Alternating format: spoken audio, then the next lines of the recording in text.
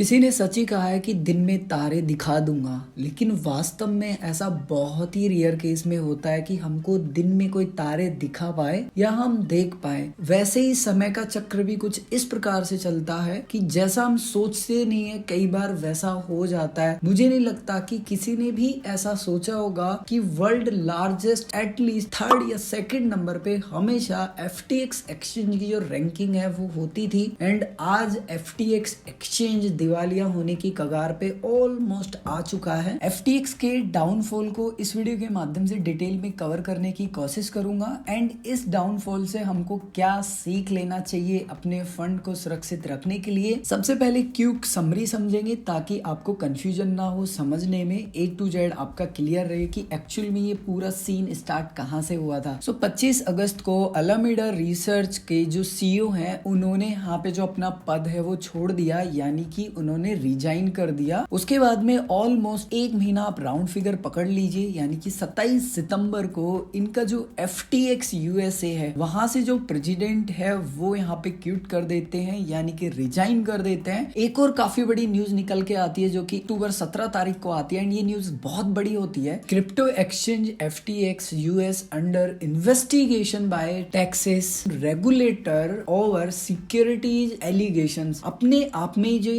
Headline है and ये news है ये बहुत बड़ी थी। एंड सबसे बड़ा मार्केट में जो पैनिक स्टार्ट होता है वो आप मान लीजिए 2 नवंबर के बाद में स्टार्ट होता है। यहाँ पे जो कॉइन डेस्क है उसकी तरफ से एक आर्टिकल यहाँ पे रिलीज किया जाता है, यहाँ बोल सकते हैं कि लीक होता है, यहाँ बोल लीजिए कि पब्लिक किया जाता है। एंड इस आर्टिकल के मुताबिक यहाँ आप मान लीजिए कि लीक आर्टिकल कुछ भी मान लीजिए, इसके अनुसार जो अलामीडा रिसर्च है इनका जो फाइनेंशियल है वो देखा जाता है। यहाँ पे ऑलमोस्ट 14 बिलियन US के जो एसेट्स हैं वो मिलते हैं, लेकिन इसमें से जो 6 बिलियन डॉलर के एसेट्स हैं वो तो सिर्फ FTT टोकन में ही मिलते हैं, जो कि आप सभी को पता होगा कि जो FTX एक्सचेंज है उनका खुद का नेटिव टोकन है, जिसका आज हालात अगर आप देखेंगे तो बहुत ही बुरा है। अगर आप FTX एक्सचेंज के नेटिव टोकन का प्राइस देखेंगे हाईएस्ट तो आपको राउंड फिगर दिखेगा $86 के समथिंग राउंड फिगर। एंड अभी तक जो लो जा चुका है वो $2 से $2.5 के समथिंग इनका जो नेटिव टोकन है उसका जो प्राइस है वो जा चुका है। कहाँ आपको जो प्राइस है वो 86 के समथिंग मिल रहा था एंड कहाँ $2-2.5, फिलहाल $3 के समथिंग ट्रेड हो रहा है। लेकिन यहाँ पे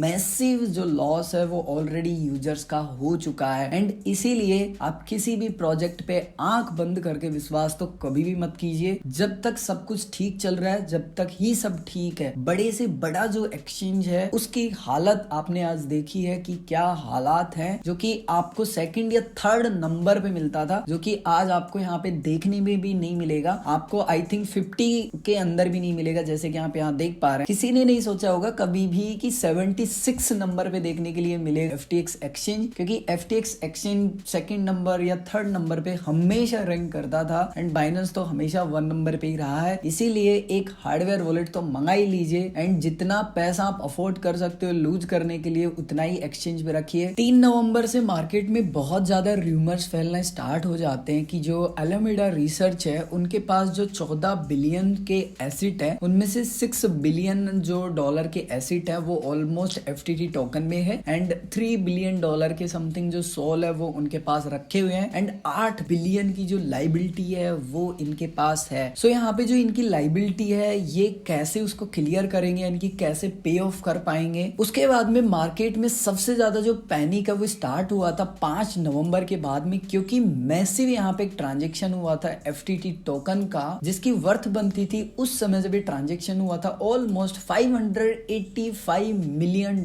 जो कि कोई छोटा मोटा अमाउंट नहीं होता है, जो कि बाइनेंस एक्सचेंज पे भेजे गए थे। एंड उसके बाद में यूजर्स ने सोचना स्टार्ट किया, क्योंकि लोग ऑटोमेटिकली इतना जब बड़ा अमाउंट बाइनेंस एक्सचेंज पे आया है तो कोई छोटा मोटा यूजर तो ट्रांसफर करेगा नहीं। तो यहाँ पे काफी सारे आर्टिकल रूमर्स आने लग गए कि ये बाइनेंस के ही है और बाइनेंस इनको बेचना चाहता है। उसके बाद में अगले ही दिन यहाँ पे सीजेड ने खुद क्लियर कर दिया कि हाँ जी ये हमारा ही है और हम इनको मार्केट में बेचेंगे, यानी कि लिक्विडेट करना चाहते हैं हम तो। उसके बाद में जो अलामीडा रिसर्च है वो ऑफर कर देता है सीजेड को, या बोल सकते हैं कि बाइनेंस को, कि आपकी जो FTT है वो हम खरीद लेंगे पर FTT हम आपको देंगे $22। अभी डील हुई या नहीं हुई कोई इसका आइडिया नहीं है। उसके बाद में तो समझो बुरे ही दिन स्टार्ट हो गए। 7 नवंबर को यहाँ पे न्यूज निकल के आती है कि जो FTX एक्सचेंज है उनका जो स्टेबल कॉइन रिजर्व है वो यहाँ पे साल के लो पे है, बिल्कुल लो पे आ चुका है। एंड यहाँ पे जो पैनिक है वो एकदम सेट हो चुका है, क्योंकि जब किसी भी एक्सचेंज का जो स्टेबल कॉइन रिजर्व है वो बहुत कम हो जाता है, मतलब बुरे दिन स्टार्ट हो चुके हैं। एंड जितने भी यूजर्स थे FTX एक्सचेंज को यूज करते थे, उन सभी ने जो विड्रॉल है सिंपली वो करना स्टार्ट कर दिए। एंड कुछ समय तक जो विड्रॉल है वो चालू रहे, बहुत सारे इश्यूज हुए लेकिन चालू रहे। उसके बाद में जो विड्रॉल है वो भी बंद हो गए। उसके बाद में 7 नवंबर को जो SBF है यानी कि जो सैम है वो ट्वीट करते हैं कि भाई सब कुछ ठीक है, कोई दिक्कत वाली बात नहीं है। जब आपने लूना का केस देखा था उसमें भी यही बोला गया था कि सब कुछ ठीक है, और यहाँ पे भी यही बोला गया है कि सब कुछ ठीक है, ताकि यूजर्स में पैनिक ना फैले एंड जो यूजर्स है वो विड्रॉल ना करें। लेकिन यूजर्स इतने मूर्ख नहीं है, क्योंकि टाइम टू टाइम इतने सारे अप डाउन देखे हैं कि यूजर्स समझ जाते हैं। एंड यूजर्स ने विड्रॉल करना स्टार्ट हुए एंड वही हुआ जो कि डर था। यूजर्स को जो विड्रॉल है वो मिले नहीं, क्योंकि जो विड्रॉल्स है वो बंद हो गए। जिन्होंने स्टार्टिंग में कर लिए थे उन सभी को तो मिल गए, जो कि मैंने ऑलरेडी टेलीग्राम में पोस्ट आप लोगों को करके बताए भी थे। एंड अभी रिसेंटली जो विड्रॉल चालू हुए थे तब भी मैंने आप लोगों को जो पोस्ट है वो करके बता दिया था टेलीग्राम में, इसलिए आप टेलीग्राम ज्वाइन कर लीजिए अगर आप इंस्टेंट अपडेट पाना चाहते हैं, क्योंकि वीडियो बनाने में काफी बार डिले हो जाता है। उसके बाद में 8 नवंबर को जो बिटकॉइन है ऑलमोस्ट 5 से 6% यहाँ पे डंप हो जाता है। जो FTT है वो ऑलमोस्ट 29 से 30% तक डंप हो जाता है। उसके बाद में मार्केट में काफी न्यूज आए। NCZ ने भी अनाउंस किया कि वो FTX एक्सचेंज को एक्वायर कर लेंगे, बट ऐसा कुछ हुआ नहीं। यहाँ पे बाइनेंस एक्सचेंज ने क्लियर कर दिया है ट्वीट करके नवंबर 10 तारीख को कि वो FTX एक्सचेंज को एक्वायर नहीं करेंगे। एंड इस न्यूज के बाद में जो हालात है वो बहुत ज्यादा और भी खराब हो गए हैं। जब वर्ल्ड का सबसे बड़ा एक्सचेंज जो कि हाथ ही नहीं लगाना चाहता FTX एक्सचेंज को, तो FTX एक्सचेंज का आगे क्या होगा कोई आइडिया नहीं है। लेकिन यहाँ पे जो जस्टिन शन है, जिनको आप कुछ भी बोल सकते हैं, ये व्यक्ति कभी भी अपनी बातों से बदल जाता है। लेकिन यहाँ पे जो जस्टिन शन है वो यहाँ पे ट्वीट करते हैं कि हमारे जो टोकन है, जो कि यहाँ पे देख पा रहे हैं, ट्रॉन है, BTT है, JST है, सन है, ST है। अगर आपके जो टोकन्स है वो यहाँ पे FTX एक्सचेंज पे रखे हुए हैं, सो 1=1 आपको जो फंड है वो मिलने वाला है। और इसी कारण अगर आपने देखा होगा सो लोगों ने यहाँ पे कन्वर्ट किए अपने फंड को, क्योंकि ट्रेडिंग तो चालू थी, सिर्फ विड्रॉल ही तो नहीं कर पा रहे थे। सो यहाँ पे जो ट्रॉन का प्राइस है वो ऑलमोस्ट चले गया था $2.5 के समथिंग। आप समझ रहे हो, अगर आप फिलहाल भी देख रहे हो ना, ये लाइव ट्रेडिंग है। मैं एक बार रिफ्रेश भी कर देता हूँ, कहीं आप सोचें कि यहाँ पे आपने रिफ्रेश करके नहीं बताया। सो मैं एक बार इसको रिफ्रेश करके भी बता देता हूँ। एक बार ये पेज रिफ्रेश हो रहा है। अगर आप अभी भी प्राइस देखेंगे सो ऑलमोस्ट 0.35 के समथिंग जो ट्रॉन का प्राइस है वो चल रहा है। एंड अगर मैं आपको यहाँ पे बताऊं बाइनेंस एक्सचेंज पे, सो बाइनेंस एक्सचेंज पे नॉर्मल आपको जो प्राइस है वही चलता हुआ दिख जाएगा। आप यहाँ पे देख सकते हैं 0.057। सो यहाँ पे प्राइस इसी के कारण जो ट्रॉन है उसका बढ़ चुका है। यहाँ पे एक और नेगेटिव पॉइंट है जो कि है होल्डिंग्स। ज्यादातर जो होल्डिंग्स आप बोल सकते हैं कि 80 से 85% जो होल्डिंग है वो FTX एक्सचेंज के पास एंड जो अलामीडा रिसर्च है उनके पास ही है। सो प्राइस को मैनिपुलेट करते हैं, इंक्रीज करते हैं FTX टोकन का, ताकि उनका जो होल्डिंग है, एसेट होल्डिंग है वो बढ़ जाए। ऑलमोस्ट 60% के समथिंग तो इसी वॉलेट में जो FTT अमाउंट है वो रखा हुआ है यहाँ पे 14%। तो यहाँ पे अगर आप जोड़ते हो 60% एंड 14%, सो